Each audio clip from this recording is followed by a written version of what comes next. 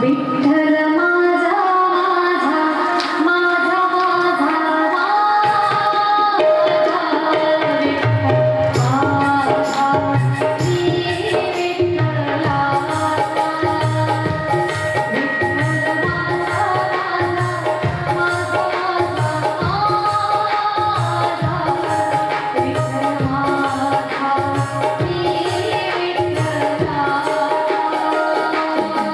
विठ्ठल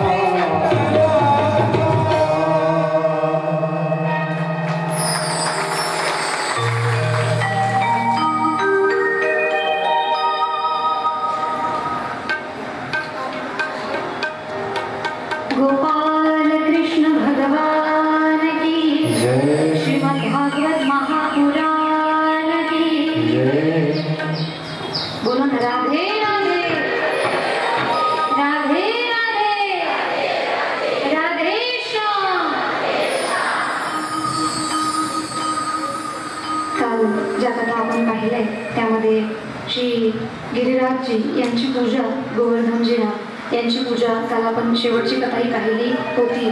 बघा, इंद्रदेव यांना अहंकार झाला होता आणि त्यांनी खूप जास्त पाऊस पाडायला सुरुवात केला आणि पाऊस पाडायला सुरुवात केल्याच्या नंतर सर्वजण गिरिनाथजी यांना शरण गेले आणि गिरिनाथजी यांनी सांगितले, गिरिराजजी सांगतात की मी एवढा हलका होईल की भगवान श्रीकृष्ण यांच्या करंगळीवर सुद्धा सहज मावून बसेल. तेव्हा भगवान श्रीकृष्ण यांनी आपल्या एका करंगळीवर पूर्ण जो पर्वत आहे तो उचललेला आहे. आता बाकी लोकांना माहित नव्हतं, गोकुळामध्ये राहणाऱ्यांना हे माहित नव्हतं की भगवान श्रीकृष्ण हेच भगवंत आहेत आणि त्यांचे अवतार आहेत. आणि म्हणून बाकीची जी मंडळी आहे, बाकीचे जे त्यांचे मित्र आहेत, त्यांनी काठ्या लावू लागल्या. का की अरे कृष्णा, तुझं जे बोट आहे हे एका याच्यावर तुला असं वाटत असेल की तू फक्त तुझ्या एका करंगळीवर हे पर्वत उचललेला आहे, तर लक्षात घे, अहंकार करू नको, जास्त स्वतःला देव समजायची गरज नाही. आम्ही सर्वांनी ज्या काठ्या उभ्या केल्या त्या काठ्यामुळे कसं आहे, तू एक काम कर, थोडासा खाली ये, काहीतरी खाऊन घे आणि पुन्हा करंगळी धरून बस. असा करंगळी धरून बसलाय तू, जणू काही तो पर्वत फक्त तुझ्या हातावर उभा आहे. भगवान श्रीकृष्ण म्हणतात, ये बाप भी ठीक आहे, मी उतरतोय, तुम्ही काय करा, पकडा. स्वतःची करंगळी थोडस त्यांनी खाली घेतली, जशा ज्या काठ्या होत्या त्या सर्व काठ्या तिथं मोडून पडलेल्या आहेत. आणि सर्वजण म्हणतात, कृष्णा सांभाळ सांभाळ, सोडू नको, आम्हाला कळालं बाबा, हे सगळं तुझ्याच हातामध्ये आहे. आणि भगवान श्रीकृष्ण यांनी एकाही गोकुळवासियांना काहीही क्षती पोहोचू दिली नाही, काही हानी पोहोचू दिली नाही. आणि इकडे इंद्रदेवाला वाटले की ज्या गोकुळवासियांनी माझा अपमान केला, आता त्यांनी मला शरण आले असतील, परंतु त्यांना माहित नव्हतं की इकडे भगवान श्रीकृष्ण हे त्यांचे संरक्षक तिथं आहेत. आणि इंद्रदेव स्वतः येऊन पाहतात की यांची कशी परिस्थिती झालेली आहे. तेव्हा त्यांना इंद्रदेवांना बाकीच्या देवांनी सांगितले की अहो, हानी पोहोचवायचं सोडा, त्यांच्या केसाला सुद्धा धक्का लागलेला नाहीये. याचं कारण म्हणजे की भगवान श्रीकृष्ण यांनी स्वतःच्या करंगळीवर पूर्ण जो गोवर्धन पर्वत आहे तो उचलून धरलेला आहे. आणि ते सर्व पाहिल्याच्या नंतर इंद्रदेव यांचा जो अहंकार आहे हा इथं नाहीसा झाला. स्पीड कमी होत नाही का त्याची? स्पीड कमी करा, आवाज खूप जास्त येतो.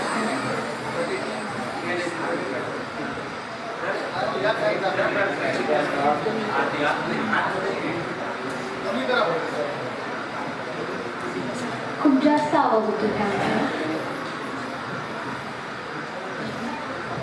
बोला ना, राधे राधे राधे राधे राधे श्याम.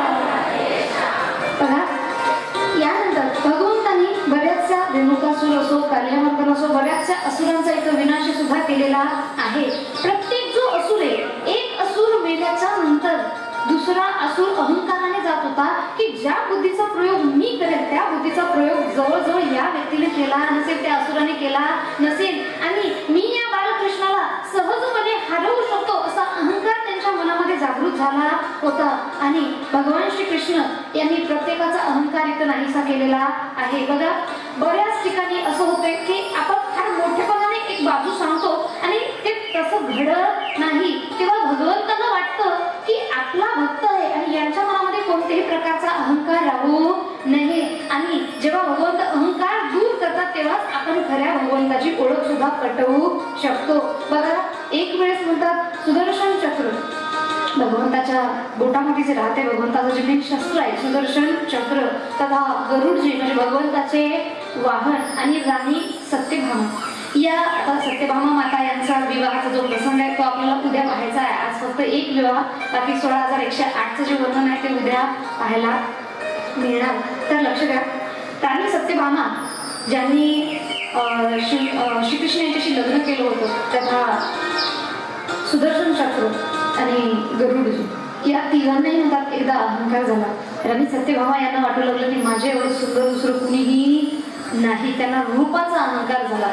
गरुडजींना वाटले की भगवंताचं वाहन आहे म्हणून माझ्यापेक्षा वेगशील इथं दुसरं कुणीही नाही. आणि सुदर्शन चक्र यांना वाटू लागले की मी भगवंताच्या हातामध्ये आहे म्हणून भगवंत सुरक्षित आहे. आता भगवंत म्हणतात माझा जर विषय जर माझ्या भक्तांचा असेल तर मला त्यांचा अहंकार दूर करणं म्हणजे करणं आहे. तेव्हा भगवंताने गरुडजींना एक काम दिलं. सुदर्शनजींना सुद्धा एक काम दिलं आणि सत्यभामा मातेला आपल्या जवळ ठेवले. सुदर्शनजी यांना सांगितले की माझ्या आज्ञेशिवाय या द्वारामध्ये कुणीही प्रवेश केला नाही पाहिजे. कुणीही असो जा. दारावर जाऊन बसायचे. महलमध्ये मी म्हटल्याशिवाय कुणीही प्रवेश करायचा नाही. सर्वांचा प्रवेश वर्ष आहे. आणि गरुड यांना सांगितले की तुम्ही जा आणि माझे जे भक्त आहेत हनुमानजी त्यांना जाऊन माझा बुलावा सांगा की मी त्यांना बोलवलेलं आहे. आणि राणी सत्यभामा त्यांना सांगितले की तुम्ही सुंदर मेकअप करा. सुंदर सौंदर्यवती आहेत तुम्ही. खूप सुंदर मेकअप करा आणि माझ्या साईडला येऊन बसा. आता गरुडजी यांना वाटले की मला फार सुंदर काम दिले आणि त्यांनी म्हणतात की चला तुम्हाला श्रीकृष्ण यांनी बोलवलेलं आहे. आणि गरुडजींच्या मनामध्ये एक अहंकार झाला. गरुडजी भगवंताला कमी समजत होते, हनुमंतरायाला कमी समजत होते. आणि गरुड यांनी हनुमंतरायांना सांगितले काम करा. तुम्ही स्वतः जर जातो म्हटले एकटे तर तुम्हाला फार वेळ लागेल. म्हणून एक सोपं तुम्हाला सांगतो, तुम्ही माझ्या पाठीवर बसा, मी तुम्हाला लवकर घेऊन जातो. त्यांनी म्हणतात नाही मी माझी छोटी स्पीडच मला बरी आहे. लोकांचा बंगला किती झाला तरी आपल्या काही कामीचा नाही. म्हणा माझं झोपडच ठीक आहे म्हणाले तुम्ही जा. आता गरुड समोर जात आहे. त्यांना वाटलं आता हनुमंतरायाला यायला फार वेळ खूप जास्त बाकी आहे. पुढं हनुमंतराया आले आणि समोर भगवान श्रीकृष्ण यांना वंदन करतात. आणि सत्यभामा माता यांना वाटलं की आता मला पाहिल्याच्या नंतर यांनी मला सुद्धा वंदन करतील, कारण माझे एवढं सौंदर्य तर कुणाचंही नाही. तेव्हा हनुमंतराय भगवान श्रीकृष्ण यांना म्हणतात की हे भगवान श्रीकृष्ण तुम्ही कोणती दासी तुमच्या साईडला ठेवलेली आहे? माझी माता सीता एवढी सुंदर असताना तुम्हाला या दासीला जवळ ठेवायची गरज काय? तेव्हा माता सीतेचं सौंदर्य किती असेल त्या विचाराने त्यांचा जो अहंकार आहे तो नष्ट झाला. तिथं गरुड पोहोचले आणि गरुडाने विचारले की मी याच्या आधी तुम्ही आले कधी कसे? तेव्हा त्यांनी सांगतात या जगामध्ये सगळ्यात वेगवान स्पीड कुणाची असेल ती कुणाची आहे? माझे हनुमंतरायाची. का? कारण त्याच्याकडे 1 2 3 नाही, अष्टसिद्धी नव निधी के दाता. 8 सिद्ध्यांचे दाता ज्यांना म्हणतात ते म्हणजे हनुमंत राया. त्या 8 सिद्ध्यांमध्ये स्वतःच्या शरीराला सूक्ष्म करून घेणे, स्वतःच्या शरीराला पाहिजे तेवढं मोठं करून घेणे, पाहिजे तशा ठिकाणी पाहिजे त्या ठिकाणी मनाच्या गतीने पोहोचणे, कुणाचंही मन जाणून घेणे, पाहिजे ते रूपामध्ये स्वतःचं रूप रूपांतरित करणे आणि उडणे वगैरे या सर्व 8 सिद्ध्या त्यांच्याकडे होत्या. तेव्हा गरुड यांनी विचारले बरं ठीक आहे तुम्ही माझ्या आधी आले, माझा अहंकार नष्ट झाला, पण मला हे सांगा सुदर्शन चक्राचं काय झालं? तो तर द्वारपाल होता ना, तुम्ही त्याची आज्ञा न घेता आले कसते? तेव्हा भगवान श्रीकृष्ण म्हणतात नेमका सुदर्शन चक्र गेलं कुठं? तर भगवंताला मारुती राया सांगतात सुदर्शन चक्र तोंडात हात घातला आणि काढले. हेच आहे का? हेच तुमचं सुदर्शन चक्र आहे का? म्हणजे सुदर्शन चक्राला ज्याने मुखामध्ये ठेवतात किती मोठ्या राणी असं त्यांचा अहंकार दूर करतात आणि काही झालं तरी भक्ताचा अहंकार मनामध्ये टिकू देत नाही. आणि भगवंत प्रत्येक वेळी आपल्या भक्तासाठी धावूनच जात असतात. अशा प्रकारे सर्व असुरांचा सुद्धा त्यांनी इथं विनाश केलेला आहे. ते म्हणून तर म्हणतात ना भगवंताचे परम भक्त कोण? ज्यांना कधीच अहंकार आलेला नाही. आणि असे भक्त कोण? श्री राम की गली में तुम जाना, श्री राम की गली में तुम जाना, वहाँ नाचते हनुमान, श्री राम की गली में तुम जाना, वहाँ नाचते मिलेंगे हनुमान, श्री राम की गली में तुम आना, वहाँ नाचते मिलेंगे हनुमान।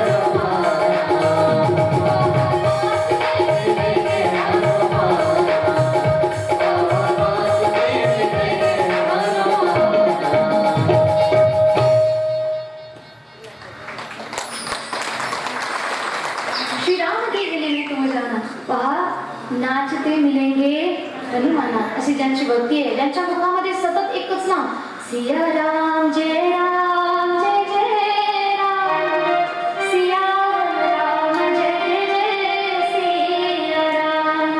आज एकादशी कुणी कुणी पकडली? कुणाची पकडता पकडता सुटली? कुणाच्या हातातून निसटली का? हा, ज्याने ज्याने एकादशी पकडली हात वर करा, ज्याने नाही पकडली त्याने सुद्धा हात वर करा. सर्वांनी मिळून म्हणायचे, हात सर्वांचे वर बोला सिया राम जय जय राम, सिया राम जय जय सिया राम. आवाज मोठा. सिया राम जय राम जय जय राम.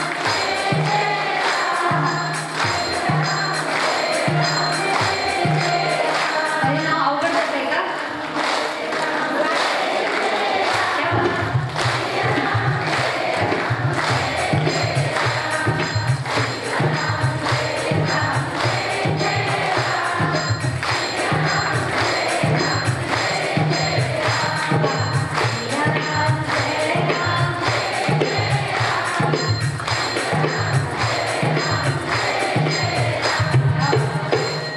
स्वतःसाठी जोरदार करा. अगदी सुंदर नजर काढायसारखं म्हटलं बरं का. सियाराम जय राम जय जय राम सतत भगवंताचं नामस्मरण कीर्तन त्यांनी करत होते. आणि जो भक्त खरा भक्त आहे त्यांचा अहंकार दूर करण्यासाठी भगवंत काही ना काहीतरी लीला रचत असतात. पुढं म्हणजे भगवंतांनी त्यांचा अहंकारही दूर केला. आता पुढची जी लीला आहे ती म्हणजे रासक्रीडा.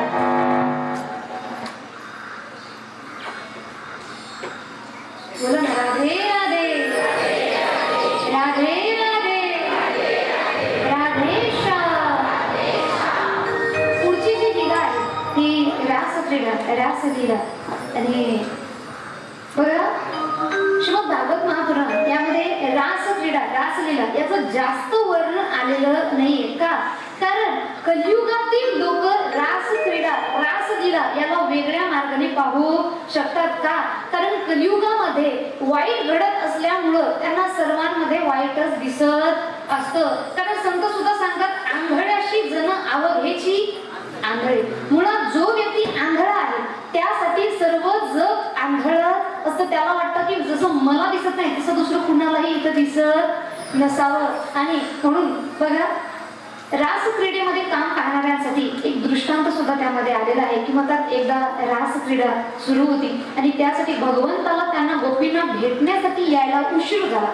आणि भगवंतांना सर्व गोपींनी विचारले का तुम्हाला यायला उशीर का झालेला आहे? तेव्हा भगवान श्रीकृष्ण म्हणतात माझे परम असे एक शिष्य आहे, भक्त आहे, माझे परम असे भक्त आहे जे मला भेटण्यासाठी आले होते आणि त्यांना भेटण्याकरता मला वेळ झाला. कोणते? दुर्वासा ऋषी. अरे बापरे, दुर्वासा ऋषी म्हटल्याच्या नंतर आम्ही त्यांच्यासाठी काहीतरी खायला घेऊन जाणार. तेव्हा भगवंत म्हणाले तसं तर ते खात नाही, पण तुम्ही जर प्रेम भावनेने बनवसाल तर त्यांनी खाऊ शकतात. ते म्हणतात ना एखादा व्यक्ती खाणारा नसेल तरी खातो, नाचणारा नसेल तरी नाचतो. फक्त खाऊ घालणारा पाहिजे आणि नाचवणारा पाहिजे. म्हणतात ना दुनिया झुकती है झुकाने वाला चाहिए.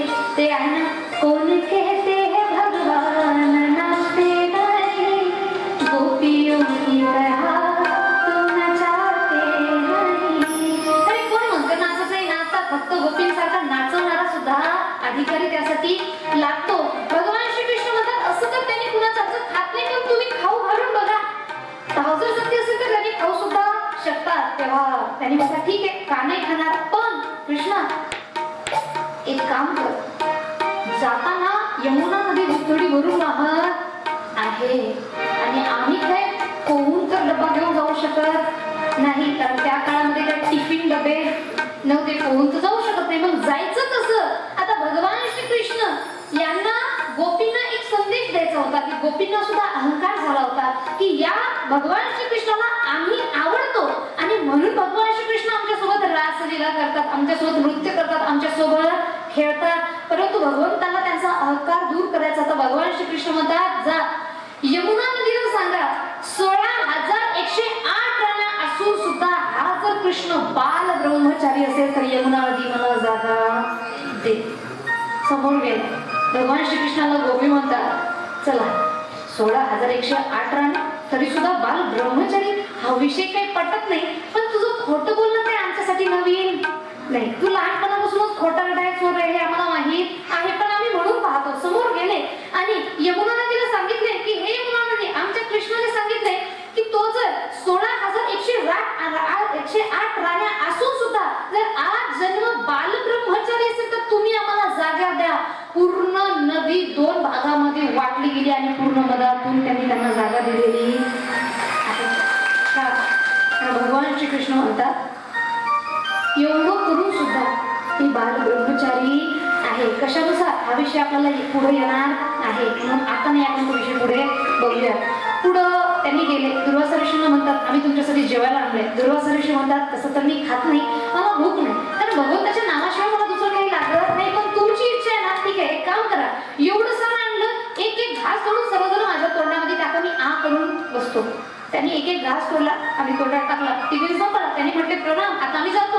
पण येताना आम्ही श्रीकृष्णाचं जे वाक्य आहे ते बोलून आलो, जाताना कसं जाऊ? भगवान श्रीकृष्णाने सांगितलं म्हणून आलो, जाताना कशा प्रकारे जाऊ? तेव्हा दुर्वासा ऋषी म्हणतात एक काम करा, यावेळेस यमुना नदीला म्हणा की एवढं जेवण करून सुद्धा हा दुर्वासा आज जन्म उपाशी असेल तर यमुना नदी मला जागा. आणि यमुना नदीजवळ गेल्या. असं कसं होऊ शकतं? एवढं खाऊन पिऊन सुद्धा, डकार दे एवढं खाऊन पिऊन सुद्धा त्यांनी म्हणतात की मी आज जन्म उपाशी आहे. तेव्हा त्यांनी सांगतात की यमुना नदीला, हे यमुना नदी, दुर्वासा ऋषीने सांगितलंय की दुर्वासा ऋषी जर आज जन्म उपाशी असतील तर आम्हाला कृपया करून तुम्ही जागा द्यावी. यमुना नदीने पुन्हा 2 भागामध्ये वाटून त्यांना पुनश्च एकदा जागा दिलेली आहे. याचं कारण काय आणि हे कशा प्रकारे होऊ शकतं? भगवंत म्हणतात कर्मण्यवाधिकार असते. तुम्हाला पुढचं पाठच आहे. चला, हे पहिलं गाव मला निघालं, मी एक बोल का माझ्या पुढचंच बोल आहे. अभंग असो, श्लोक असो, कोणतंही असो असो, भगवान श्रीकृष्ण म्हणतात आपल्या फक्त तुम्ही कर्मावर विश्वास ठेवा आणि कर्म करणं हे आपलं काम आहे. आणि दुसरा विषय म्हणजे कर्म करताना एक लक्षात ठेवा, आपण फक्त निमित्त आहोत. त्या भगवंताला श्रीकृष्णार्पण म्हणून ते कर्म करायचं आहे. भगवंता तुम्ही मला दिलेलं काम मी करत आहे आणि यामुळं कर्त्याचं जे काम आपण केलंय त्याचं जे काही आहे ते आपल्याला काहीही लागणार नाही. जर सरळ उदाहरणामध्ये जर सोप्या भाषेत समजावून सांगायचं असेल तर मी जर म्हणाली की मी सांगते कथा, एवढं सुंदर गायन मी करते, एवढं सुंदर कथा मी सांगत आहे, एवढं ज्ञान माझ्याकडे आहे, माझ्याशिवाय ज्ञानी कुणीही नाही, तर हा झाला अहंकार.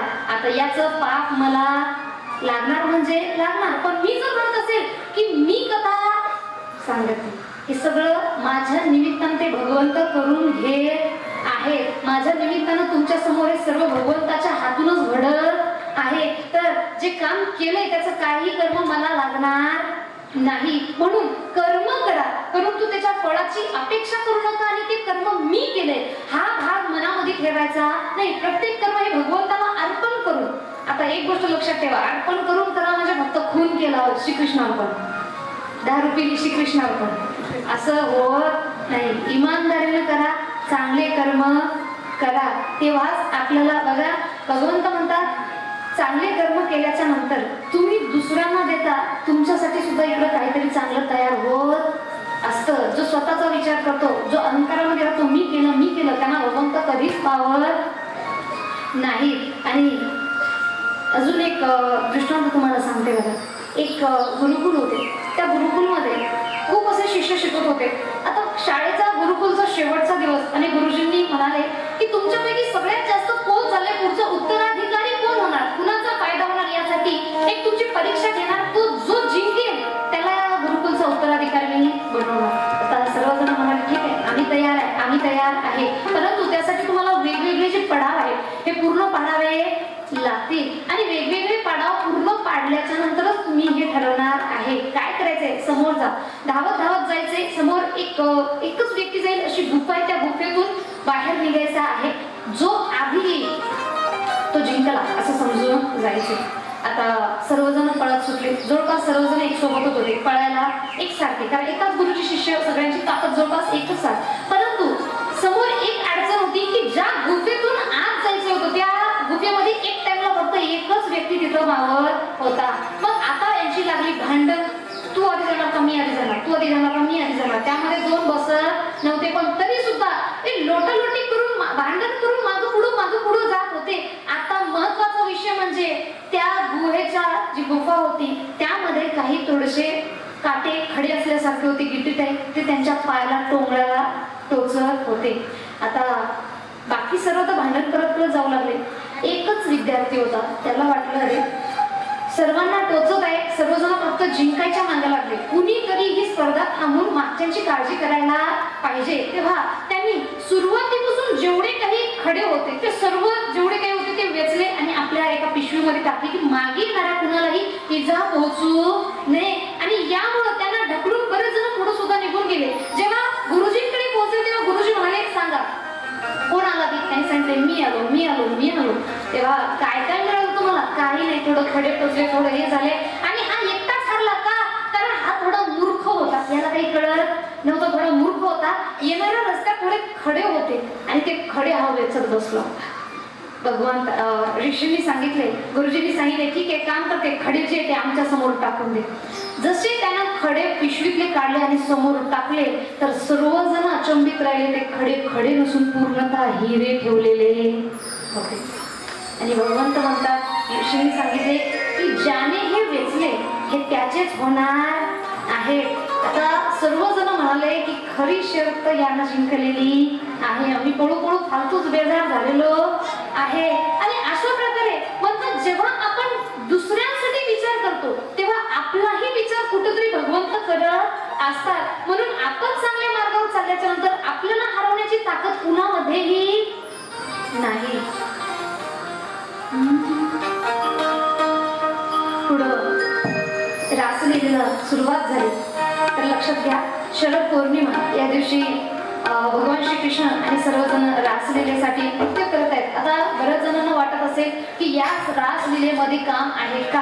आता मुलांसोबत मुलींनी नाचणं हे बरोबर वाटतं का? तर एक कल्पना करा, आपण सर्वजण जेव्हा उत्सव करतो भगवान श्रीकृष्णाचं जर आपलं रूप इथं प्रकट केलं, तुम्ही त्यांच्यासोबत नृत्य करसाल का? अरे हा पुरुष आहे मी त्याच्यासोबत नाचणार नाही हा विचार करसाल? मोठ्याने बोला, काय करणार? त्यांच्यासोबत नृत्य करणार का? कारण जीव आणि शिव यांचं ऐक्य म्हणजे काय आहे? रास आहे.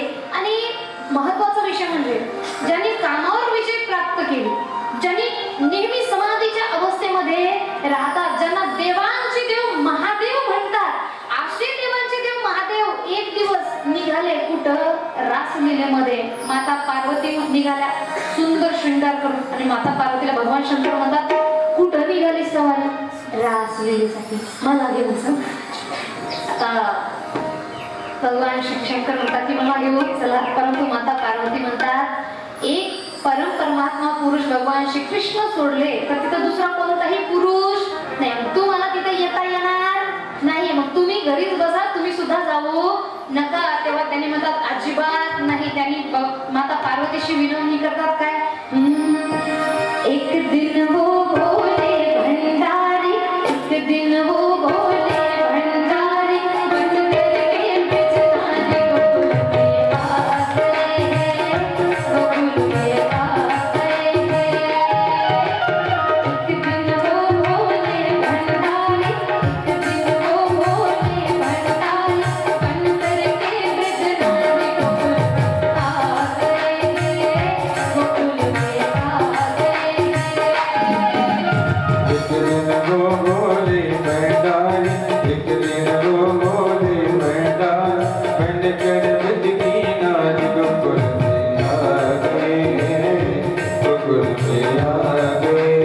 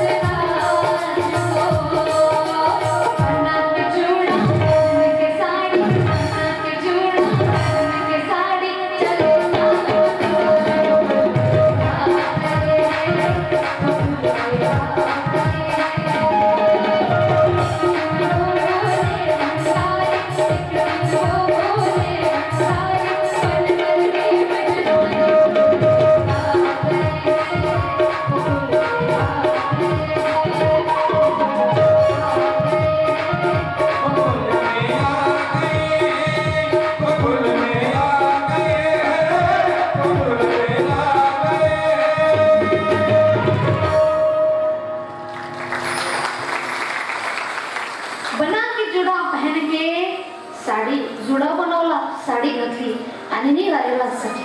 भगवान शिवजींना माता पार्वती म्हणतात, थांबा, महिलांच्या चालण्यामध्ये आणि पुरुषांच्या चालण्यामध्ये फरक असतो का नाही? असतो ना. महिलांचं चालणं थोडंसं नाजूक नाजूक असतं, पुरुषांचं चालणं काही नाही, लागलं असं पाठापाठ इथून सुरू झालं का तिकडे जाऊन थांबणार आहे आणि निघाले मस्त बॉडीगार्ड. भगवान शिवजींचं चाललं तर माता पार्वती म्हणतात, असं जर चालले पुरुषांसारखं तर त्यांना ओळखायला असा क्षण पण लागणार नाही की तुम्ही स्त्री नसून पुरुष आहात. तेव्हा सुंदर असं लचकत लचकत चालायचं सुद्धा त्यांना शिकून दिलेलं आहे.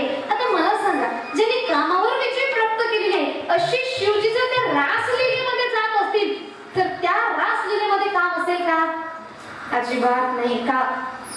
कारण जिथं काम तिथं भगवान शिवजी कधीही जाणार नाही. आणि मुळात भगवान श्री कृष्ण हे कुणाचे अवतार?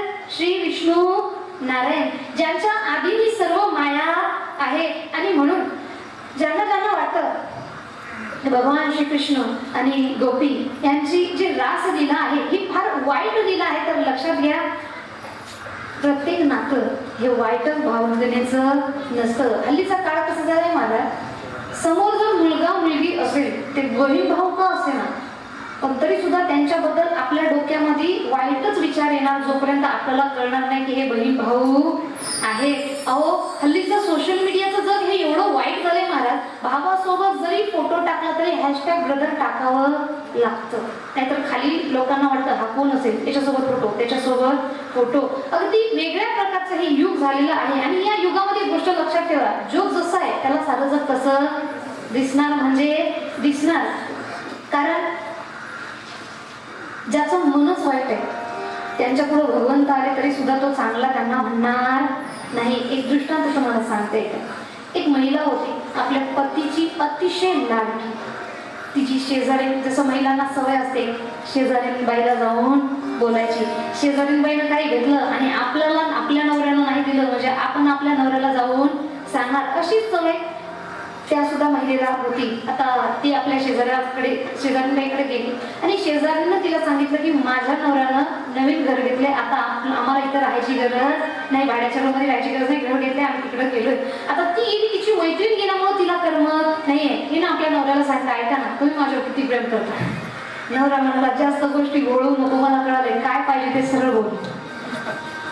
कारण महिलांना एखादी गोष्ट पाहिजे असेल तर ते डायरेक्टली बोलत नाही. पुरुषांचं काम कसं असतं, स्ट्रेट फॉरवर्ड, जे आहे ते तोंडावर.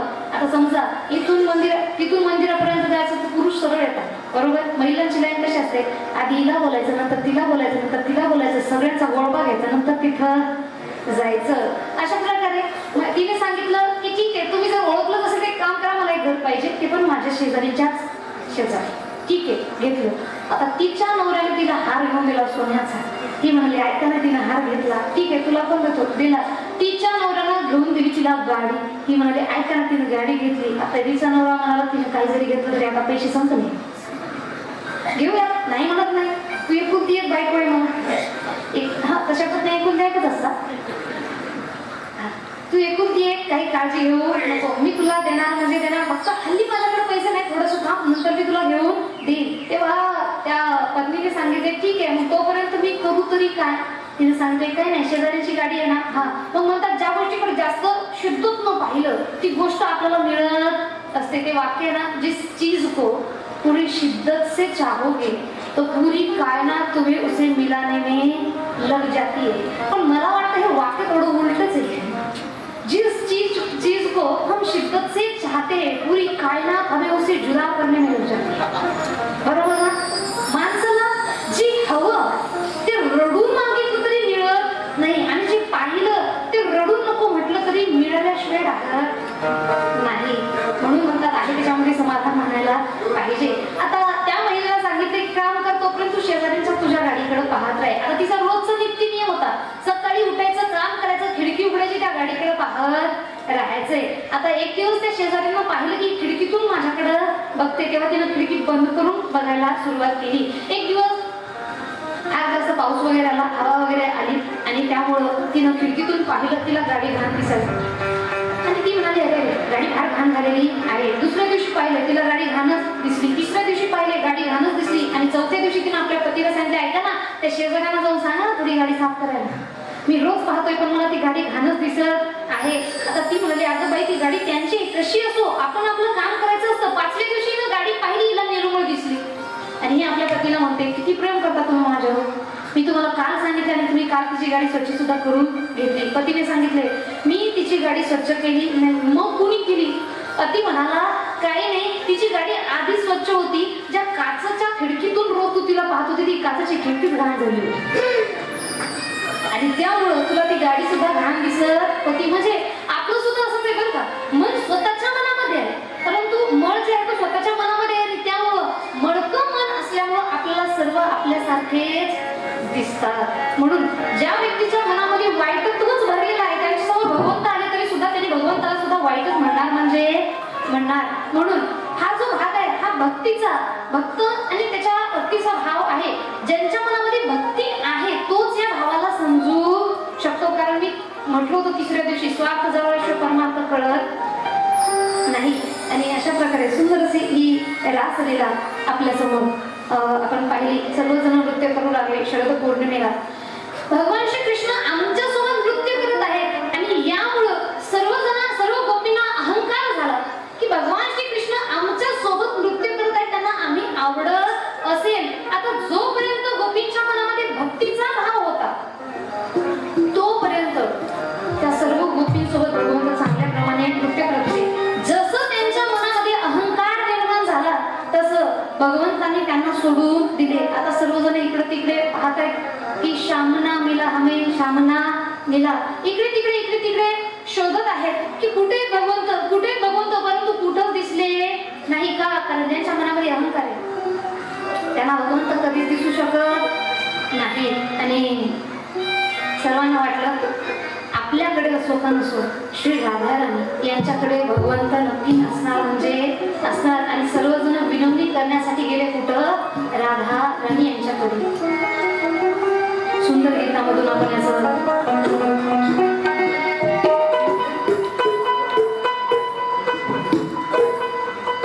बोला ना राधे राधे राधे राधे राधेश्याम.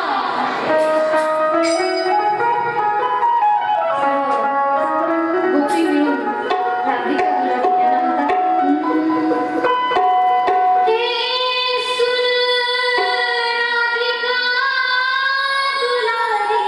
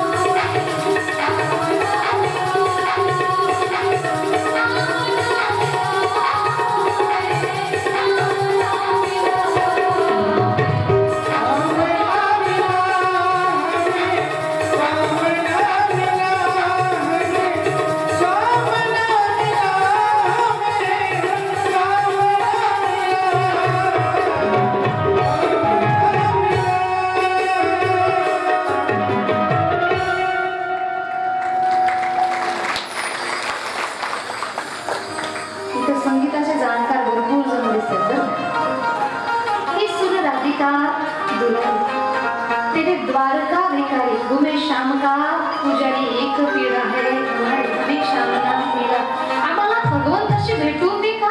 कारण भगवंतापासून दूर झाल्याच्या नंतर हा जीव प्राण आमच्या कोणत्याही कामाचा राहत नाही. या शरीरामध्ये राम आहे, पण भगवंत श्री कृष्ण जोपर्यंत आमचे तोपर्यंतच, त्यांनी जर दिसले नाही तर आमचा जीव जातो का? काय असं झालंय. आता श्री राधाराणी यांनी भगवान श्रीकृष्ण यांना प्रार्थना केली आणि पुरुष एकदा ही रासलीला सुरू झालेली आहे. भगवंत म्हणतात कुणालाही अहंकार येऊ, आणि त्यांच्यापासून भगवंत दूर जाणार म्हणजे जाणार, कारण जिथं अहंकार आहे तिथं भगवंत कधीच राहू शकत नाही. पुढची जी कथा आहे ती आपल्याला कृष्ण गोपी संवाद, ज्यामध्ये सुंदर असं त्यांचं वर्णन आलेलं आहे. आणि पुढं श्री गोवर्धन जी लीला आहे ही अक्रूरजी कंस मामा यांना माहीत झाली आणि त्यांना कळालं की साधारण व्यक्ती कुणीही गोवर्धन पर्वत उचलू शकत नाही, म्हणजे निश्चितच माझा तो काल आहे हा तोच आहे. आता मग काय करायचंय, त्यांना आणण्यासाठी पाठवावं. कुणाला पाठवायचं तर सगळ्यात जवळचा कोण आहे? अक्रूरजी. अक्रूरजीवर त्यांनी डोळे लावून विश्वास करतात आणि म्हणून आपण त्यांना पाठवायचं असतं. आता बघा, म्हणतात ना की जी लोक आपल्याला ताकदीनं हरवू शकत नाही ती लोक नेहमी आपल्याच लोकांना आपल्या विरुद्ध भडकून पाठीमागून वार करून आपल्याला हरवण्याचा प्रयत्न करतात. आणि अक्रूरजींना त्यांनी पाठवले. अक्रूरजी जातात आणि माता यशोदा नंद बाबा यांना सांगितले की मला त्यांना घेऊन जायचं आहे. तेव्हा भगवान श्रीकृष्ण यांनी म्हणतात की मला तर जायचंय, मी तर जाणार. पण माता यशोदा म्हणतात मी माझ्या बाळाला कुठेही जाऊ देणार नाही. कारण एका आईच्या मनात आपल्या बाळाबद्दल किती प्रेम असतं. तर म्हणतात ना एक सुंदरशी कविता, आई माझी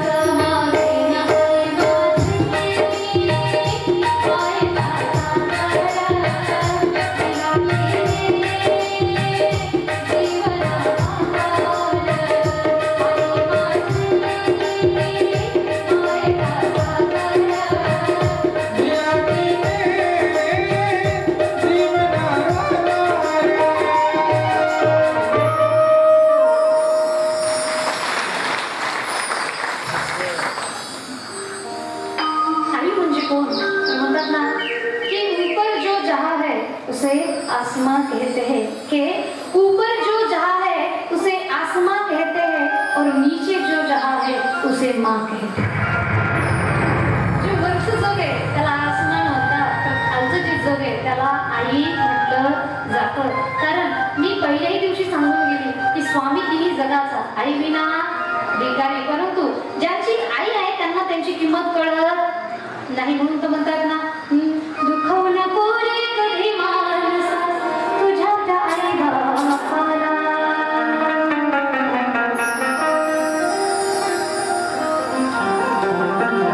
त्या आई वडिलांना कधीच दुखवू नाही. सर्वांनाही पाठ आहे.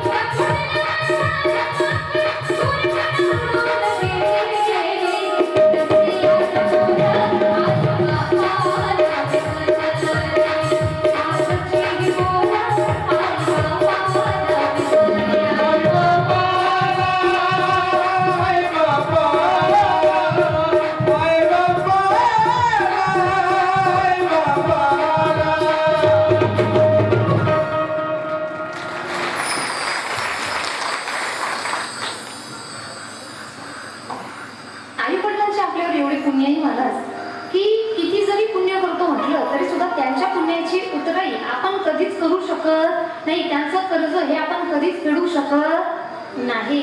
आणि मला तर इथं आल्यानंतर 2-3 आई मिळाल्या बरं का. एक म्हणजे आमची शोभाई, आमची प्रतिभाई आणि शुभांगी, तिघी जणी एवढा सुंदर त्यांचा गोड स्वभाव आहे. आज एकादशी आहे घरी आणि एकादशी असल्या कारणाने मी म्हटलं आज मस्त झालं. मागचे 5 दिवस मला एवढं त्यांनी जेव घातले, म्हटलं महिनाभर जर मी तुमच्या घरी इथं जर राहिले तर मी दरवाजातच नाही मावायचे. इथं पोटाला म्हणजे आराम नाही नाही, तुमच्या घरी गेल्यावर आराम करा. इथं सकाळचं झालं का लगेच दुपारी हजर आहे, दुपारचं झालं का लगेच सायंकाळचं हजर आहे, सायंकाळचं झालं का लगेच कथा झाल्याच्या नंतर तिथं हजर आहे. ते पण प्रेमानं नाही बरं का, भांडू भांडू खाता काय त्यानं एवढं प्रेम त्यांनी या 6 दिवसामध्ये मला दिलेलं आहे. असं वाटतंय की काहीतरी जुनं नातं त्यांच्यासोबत असावं आणि म्हणूनच एवढं मन या जन्मामध्ये सुद्धा आमचं आहे.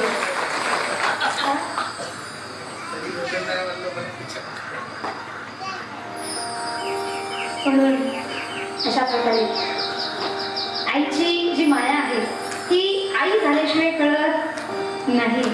आणि महत्वाचा विषय म्हणजे तुम्ही बघा, ज्या मुली आहेत त्या लग्नाच्या आधी आईने भाजी बनवली का सारखं किटकिट करतात, ही काय भाजी बनवली, मला आवडत नाही, असं नको तसं नको. जसं लग्न झालं तिला कळतं की आई आपल्यासाठी आता भाजी बनवणार नाही, आपल्याला स्वतःलाच आपल्या हातची भाजी बनवून खावं लागेल. आणि तेव्हा तिला किंमत कळते ती म्हणजे आईच्या हातच्या भाकरीची. कारण काही झालं तरी आई ही आईच आहे. बरेच जण म्हणतात तुम्ही सासूला आई का मानत नाही. एक तर सासू सुनांची भांडण झाली, आता त्या दोन्ही सासू सुनांनी मिळून आपल्या मुलाला पतीला सांगितले की आई म्हणाली मुलाला, तुझी बायको मला आईसारखी वागणूक देतच नाही.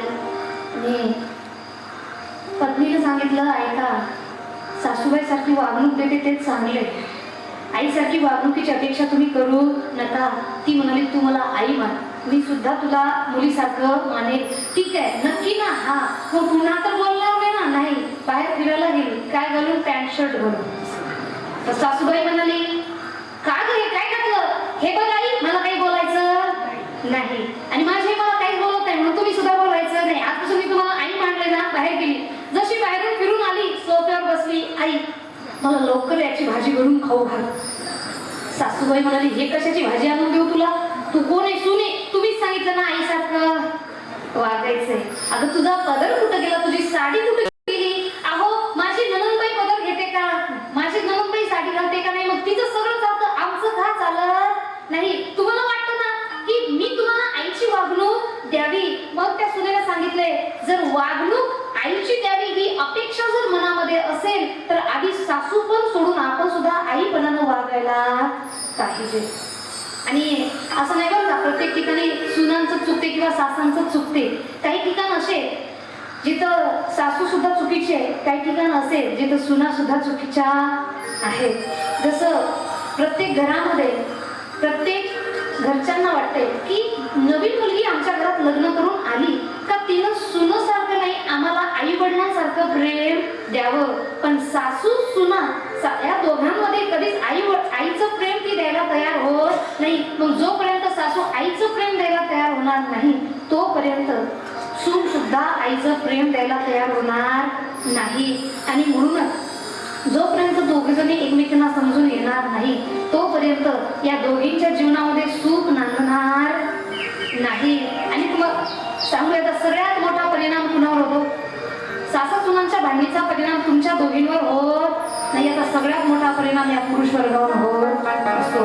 कारण त्यांचं विचारांचं काम असं झालंय पुढं जावं आड, मागं जावं आड. आणि मीचं दोन्ही एकच अर्थ होतो ना. आम्हाला चुकीची असेल किंवा मी चुकीची म्हटली असेल अशीच आहे ना बाबा.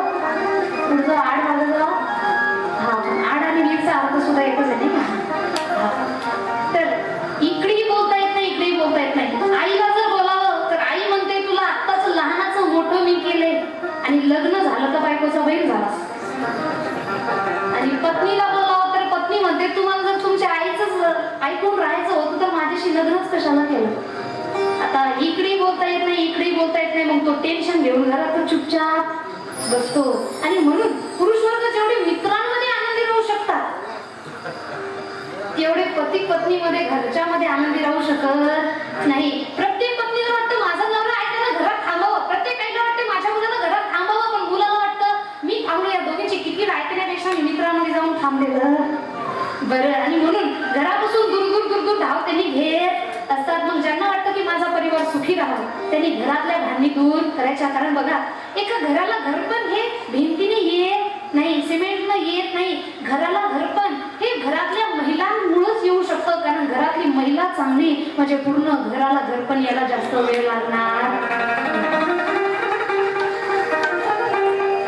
आणि संसार सुद्धा सुखाचा झाल्याशिवाय राहणार नाही. आता आपला संसार सुखाचा आहे का? इथं लग्न कुणा कुणाचं राहतं का? तुमचं लग्न नाही झाले का? अण्णा इकडे लग्नाला दुसरं काही बोलतात का? अण्णा पण हात नाही वर करायला. लग्न कुणाचंच नाही झालं का? सवय लग्नाला दुसरा शब्द आहे. तुमचं झालंय?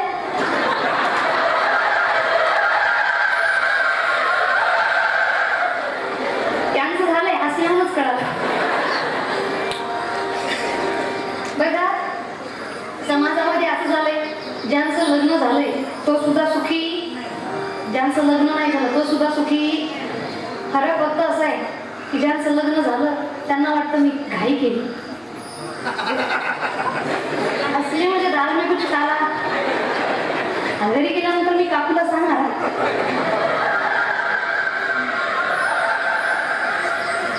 तसे. आणि मजाकमध्ये असले बरं का, आमच्या काकांचं काकूंवर एवढं प्रेम आहे, एनी टाइम व्हिडिओ कॉल. त्यांचं पती पत्नीचं नातं असं आहे की असं वाटते यांनी लव्ह मॅरेज केले आणि यांनी आता सुरू केलं का काय बोलणं. ते एवढं त्यांनी पती पत्नी सोडून मित्रमैत्रिणींसारखं खूप चांगलं त्यांनी राहतात. आणि आमचे तबलावादक बाळू काका म्हणजे त्यांनी आपल्या पत्नीला डायरेक्ट नाव देत नाही, माझी लक्ष्मीबाई, माझी लक्ष्मी आहे. खूप आदरानं सर्वजण बोलतात. आता सांगा, लग्न कळालं ना तुम्हाला? झालेलं आहे का नाही? हा, इथं लग्न झालेले सुखी नाही, बिना लग्नाचं सुद्धा सुखी नाही.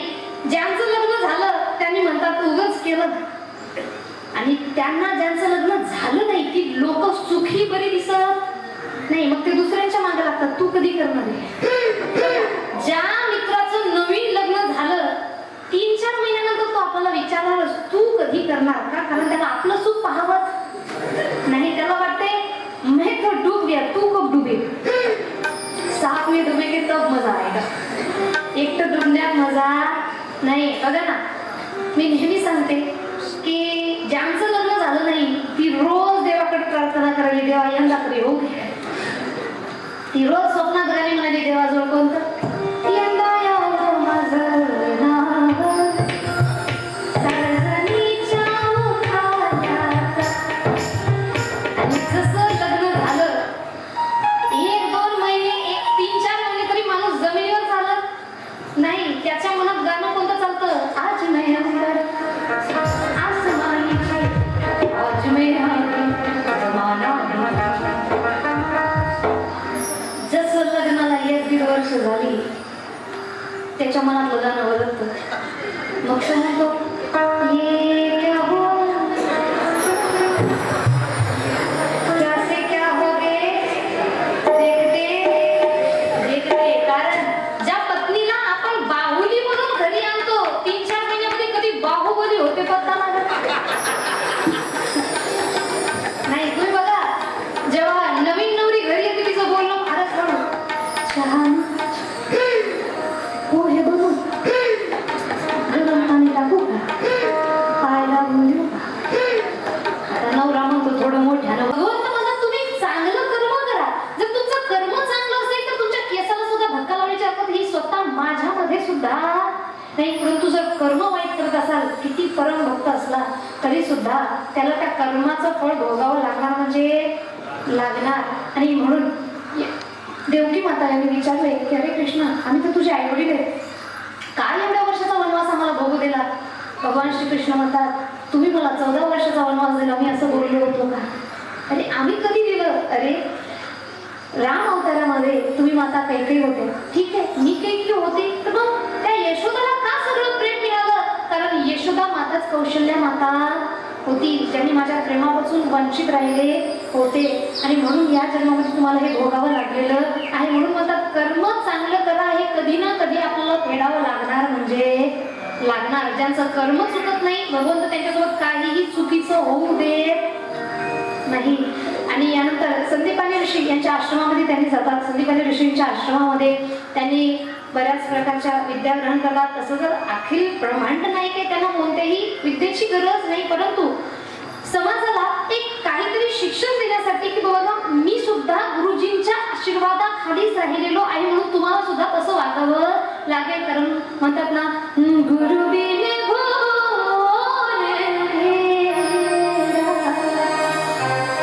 साधो रे,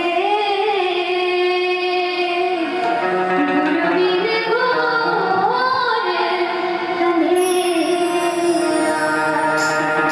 गुरु बिन घोर अंधेरा. जीवनामध्ये या गुरु बिना फार अंधार आहे, आणि त्याच्यामुळे गुरूंची सर्वांना गरज असते. तेव्हा पूर्ण त्यांची शिक्षा ग्रहण झाली. काय तुम्हाला दान द्यायचंय? तेव्हा त्यांनी म्हणतात, तुम्हाला जर द्यायचं असेल मला काही नको, परंतु गुरुपत्नीने मागितले, माझा जो मुलगा आहे तो प्रवास क्षेत्रामध्ये असलेल्या समुद्रामध्ये हरवलेला आहे, कार्य करा, मला तो आणून द्या, जर काही द्यायचंच असेल गुरुदक्षिणेमध्ये तर. तेव्हा भगवान श्रीकृष्ण यांनी जातात आपल्या मित्राला सोबत घेऊन. तिथे सुदामजी यांच्या सोबत त्यांची मैत्री होते, आणि भगवान श्रीकृष्ण यांनी बलदादा आणि भगवान श्रीकृष्ण जातात. शंखासुराचा तिथं वध करतात, आणि भगवंताला तिथं त्यांचा शंख मिळतो. 5 नावाचा बोला गोपाल कृष्ण भगवान की जय. आणि तिथून त्याला मारून यमराजाकडे जातात. कुठे त्या बाळाचा प्राण, आणि त्या गुरुपुत्राला त्यांनी गुरुमातेकडे आणून देतात. म्हणजे गुरु आज्ञेचं पालन अशा प्रकारे करायचं असतं. यांनी त्यांनी आपल्याला शिकवण दिलेली आहे. पुढं जे सगळ्यात महत्वाचा विषय म्हणजे उद्धवजी आणि भगवान श्रीकृष्ण यांच्या दोघांमध्ये असलेला संवाद. बघा, उद्धवजी म्हणजे कोण? ज्यांनी दिसायला, रंगाला, रूपाला, गुणाला सर्व भगवान श्रीकृष्ण सारखे होते.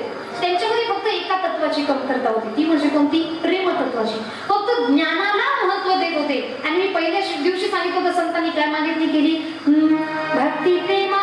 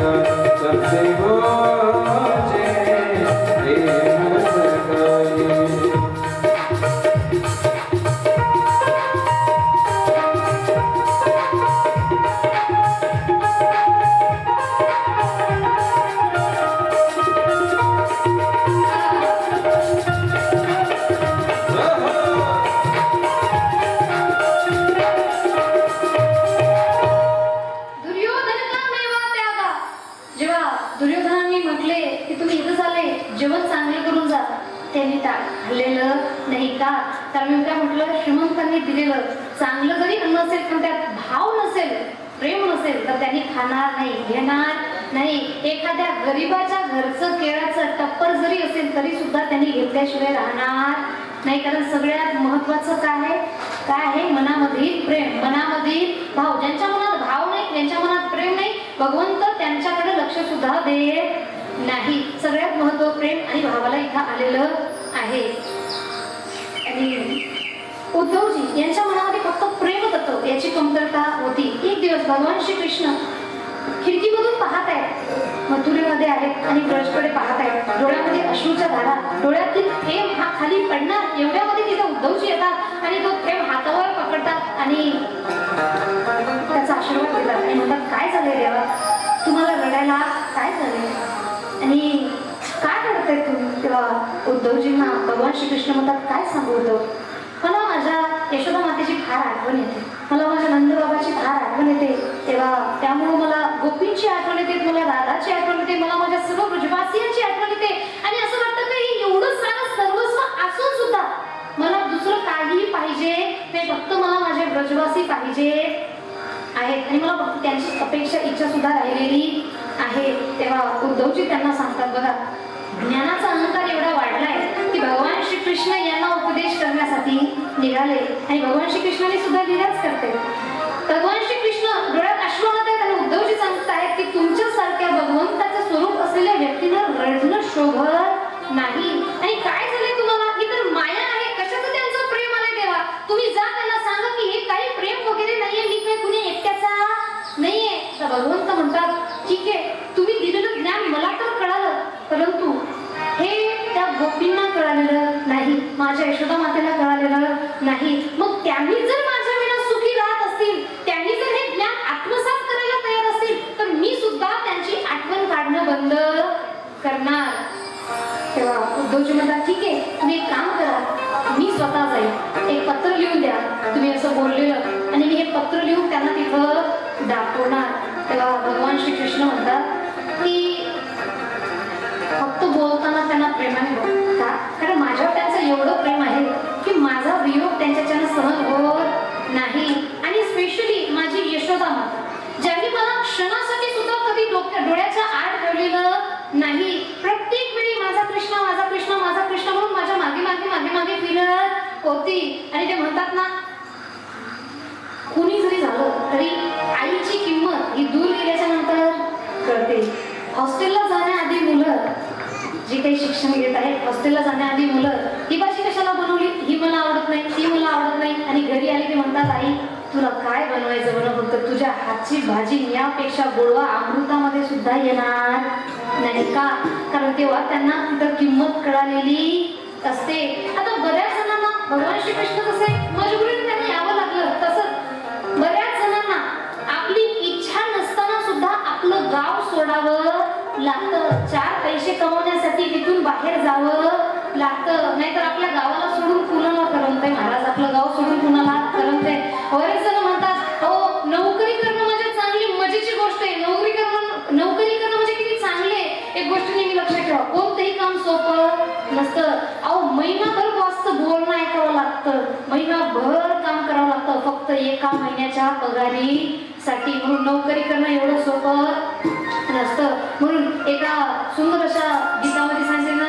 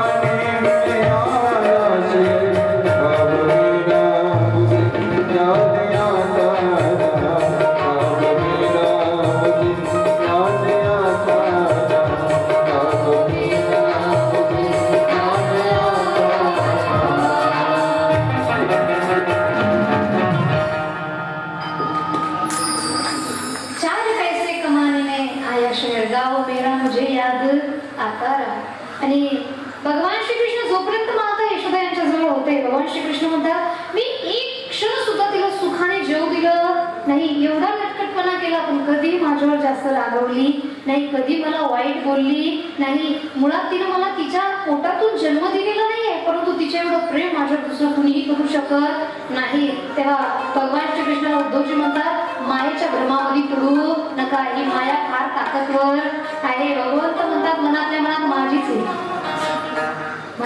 आहे, परंतु अहंकार बोलतोय की मायेच्या भ्रमामध्ये पडू नका, सर्व माया ही फार ताकदवर आहे. भगवान श्रीकृष्ण म्हणतात ठीक आहे. एक पत्र घेऊन दिलं आणि ते पत्र भगवान श्रीकृष्ण उद्धवजींजवळ दिलं आणि उद्धवजी निघाले. उद्धवजी निघताना भगवान श्रीकृष्ण म्हणतात थांबा उद्धवजी, माझं पितांबर घेऊन जा. का? कारण माझं एक वस्त्र दिसलं म्हणून तुमच्याकडे बघतील तरी.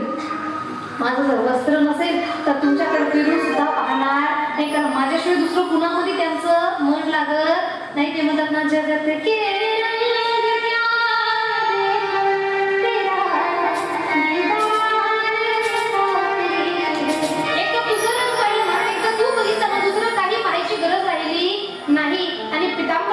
माता देवकीने सुद्धा एक पत्र उद्धवजींजवळ लिहून दिलं. त्या पत्राचा मजकूर होता की अगं यशोदा, तू म्हणत होतीस की माझा कृष्ण हा फार नटखट आहे, परंतु मी त्याला कधी नटखटपणा करताना पाहिलेलं नाही, एकदम शांत स्वभावाचा. आणि तू म्हणत होतीस की माझ्या कृष्णाला माखन खूप आवडते, दूध खूप आवडते, गाईच्या दुधापासून बनलेले पदार्थ खूप आवडतात. आणि एक दिवस मी त्याला माखन आनंदाने बनवून दिलं आणि माखन खायचं सोडून जसं त्यानं माखन पाहिले डोळ्यात अश्रूच्या धारा आणल्या आणि सरळ पळत गेला. जेव्हा मी जाऊन समजावत होती तेव्हा त्यांनी मला सांगितलंय की हे देवकी माता, आजपासून गाईच्या दुधाचं काही माझ्या समोर आणू नका. का? कारण ते पाहिलं की मला माझ्या यशोदा माताची आठवण येते, मला माझ्या व्रजेची आठवण येते, मला माझ्या मित्रांची गवळींची आठवण येते. आणि एवढा नटखट असलेला माझा कृष्ण कधी जास्त नटखटपणा करताना पाहिला नाही, एकदम शांत झालेला आहे. आणि हे दोन्ही पत्र घेऊन उद्धवजी जातात. उद्धवजींनी समोर गेल्याच्या नंतर सुरुवातीला त्यांनी गवळणी मिळाल्या आणि गवळणींनी पाहिले दुरून जणू काही भगवान श्रीकृष्ण आले, एवढे आनंदी की भगवान श्रीकृष्ण आलेले, भगवान श्रीकृष्ण आलेले. जवळ पाहिले की नाही ते भगवान श्रीकृष्ण नाही. तेव्हा उद्धवजी म्हणतात मी उद्धव आहे आणि भगवान श्रीकृष्ण यांचा संदेश घेऊन आलेलो आहे. आता संदेश म्हटल्याच्या नंतर पत्र हातात पाहिलं, वाचायचं काय, त्या पत्राला माझ्या श्रीकृष्णाचा स्पर्श झालेला आहे. आणि म्हणून सर्वजण त्या पत्रासाठी ओढाओढी करू लागल्या. प्रत्येकीने एक एक तुकडा घेतला, आपल्या गळ्याशी लावलाय आणि त्या तुकड्यालाच भगवान श्रीकृष्ण म्हणून मिठी मारत आहे. आणि भगवान श्रीकृष्ण माझ्याजवळ आहे असं त्यांना सहवास होत होता. तेव्हा उद्धवजी म्हणतात काय करावं तुमचं, लिखापडी तर काही येत नाही, शाळा तर कधी शिकल्या नाही, अनपड आहात, हे पत्र आता वाचायचं कसं. आलं इकडं, सर्वांकडून घेतलंय आणि वाचून दाखवतंय की आमचे कृष्ण ते भगवंत आहेत, ते कुण्याही एकाचे नाही. गवळणी म्हणतात भगवंताची व्याख्या काय माहिती आहे ना, काय कधी खोटं बोलत नाही आणि खोटं बोलल्याशिवाय तुमच्या कृष्णाच्या दिवसाची सुरुवातच होत नाही.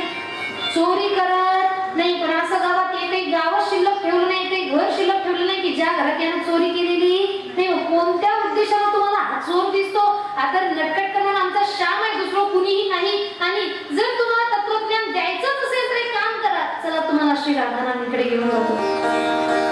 त्यांनी म्हणतात थांबा, मला आधी माता पितांना भेटून यायचंय. नंदबाबा आणि यशोदा माता यांच्याकडे गेले. नंदबाबांनी समोर पाहिलं आणि नंदबाबा म्हणतात यशोदा जा पाणी आण. आणि कुणीही जागेवरून उठलेलं नाही. उद्धवजीने पूर्ण घर पाहिलं आणि घरामध्ये जाळ्या लागून जणू काही या घरामध्ये कित्येक दिवस झालं चूल पेटलेली नाही, कुणी काही खाल्लेलं नाही.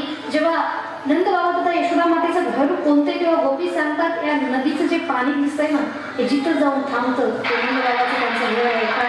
आणि यात पाय द्यायचं काही विचार करू नका, कारण हे पाणी म्हणजे साधन नाही. जेव्हापासून तुम्ही आमच्या श्रीकृष्णाला घेऊन गेले तेव्हापासून आमचे नंदबाबा तथा माता यशोदा रडतायत, त्यांच्या अश्रूच्या धारेने झालेलं हे पाणी आहे, त्याला साधारण पाणी समजण्याची चूक करू नका. माता यशोदा पुढे जातात आणि एका क्षणाला माता यशोदेला वाटले की माझा कृष्ण आलेला आहे आणि माझा कृष्ण आला म्हणून एवढ्या आनंदी झाल्या. तेव्हा नंदबाबा म्हणतात हा कृष्ण नाही, त्याचा मित्र आहे. पुन्हा त्याने मूर्छित पडल्या, बेहोश पडले. आणि उद्धवजींना काळजी वाटू लागली. नंदबाबा म्हणतात काही काळजी करू नका, हे रोजच आहे. जेव्हापासून कृष्ण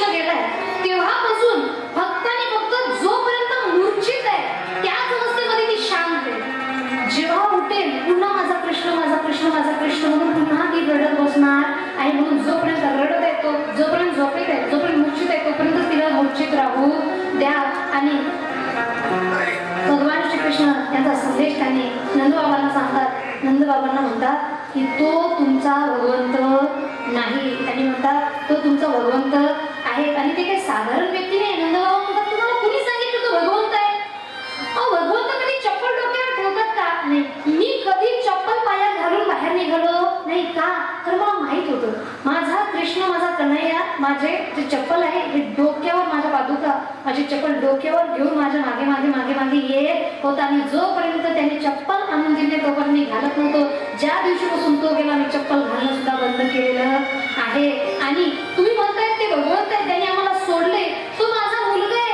आणि मुलांना आई वडिलांना सोडले यात काय नाविन्य नाही. मी आतापर्यंत या गोष्टीमध्ये जगत होतो की ठीक आहे बाबा माझ्या मुलांना मला सोडलं, पण तुम्ही म्हणताय की हा भगवंत आहे. मग भगवंतानं जर मला सोडलं असेल तर माझ्या जीवनाला काहीही अर्थ राहिलेला नाही. तेव्हा उद्धवजी यांचं तत्वज्ञान इथं शांत झालं. त्यांना काय बोलावं काही कळत नाही. आणि पुढे चालून त्यांनी राधाराणी यांच्याकडे जातात आणि राधाराणीला समजावून सांगतात तुम्ही तर खूप समजदार आहेत, तुमचं खूप नाव त्यांनी घेतात, काम करा तुम्ही तरी समजून घ्या, तुम्ही तरी त्यांना समजावून सांगा. तेव्हा राधाराणी म्हणतात की तुम्हाला सांगितलं कुणी की आमचा कृष्ण इथं नाही? कुठे? मला तर दिसत नाही. अहो ज्ञानाचे डोळे बंद करा आणि भक्तीचे डोळे उघडा. तुम्हाला प्रत्येक ठिकाणावर सुद्धा भगवंत दिसल्याशिवाय राहणार नाही. म्हणतात ना जिकडे तिकडे शोधे सितारे, जिकडे तिकडे शोधे सितारे, हिरसी विद्यारी, वसले तो देवा तुझ्या अंतरी, वसले तो देवा तुझ्या अंतरी, वसले तो देवा तुझ्या अंतरी. वसे तो देव तुझा रे, वसे तो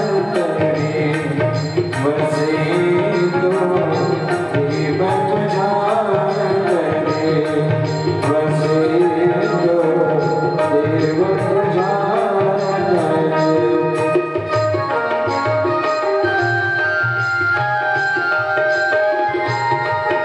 रे.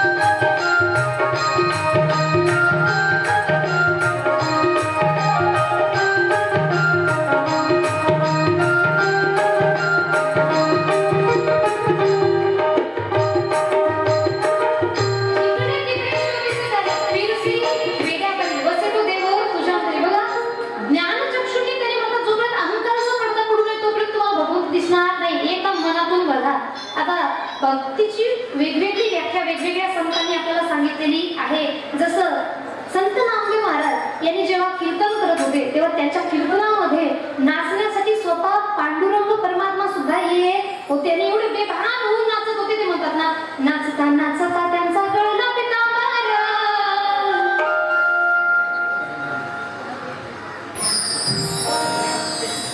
नाचता नाचता बेभान होऊन नाचतायत, त्यांचा पितांबर सुद्धा गळून पडलेला आहे. याचं सुद्धा त्यांना भान नाही. म्हणतात ना हे एकच टाळी झाली चंद्रभागेवर,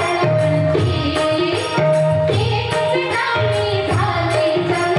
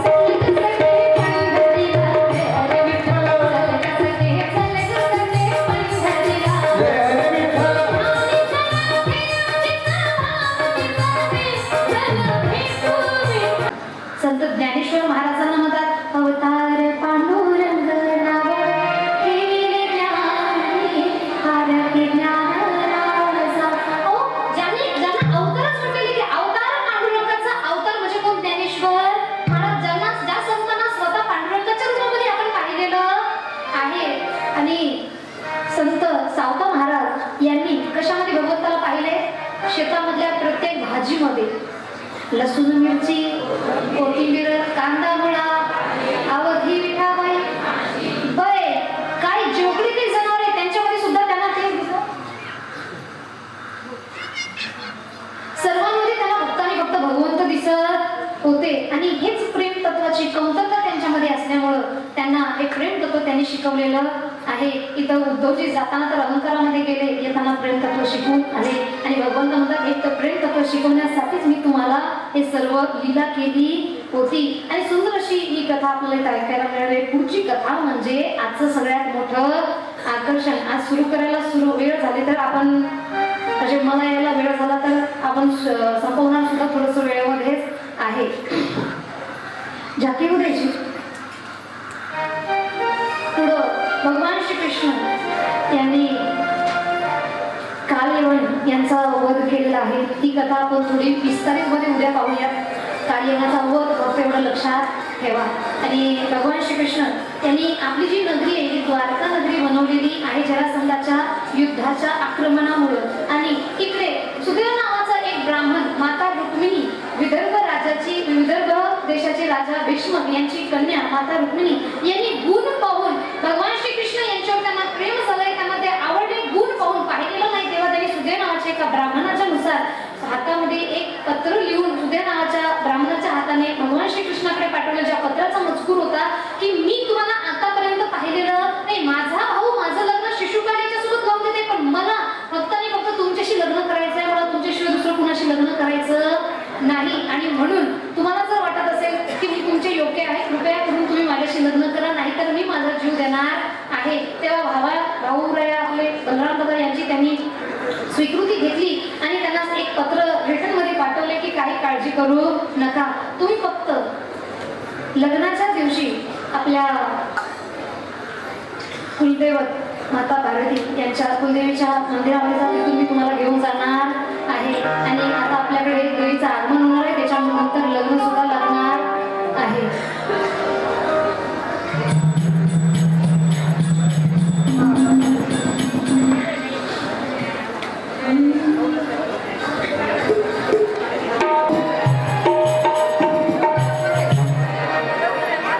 हरीश भैया माता रुक्मिणीला सुद्धा घेऊन यायचं.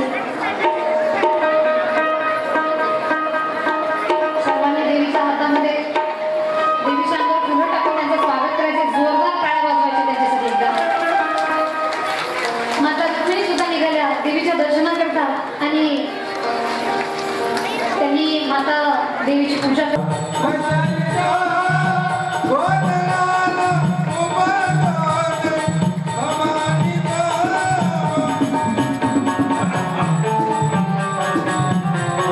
देवजा मशाली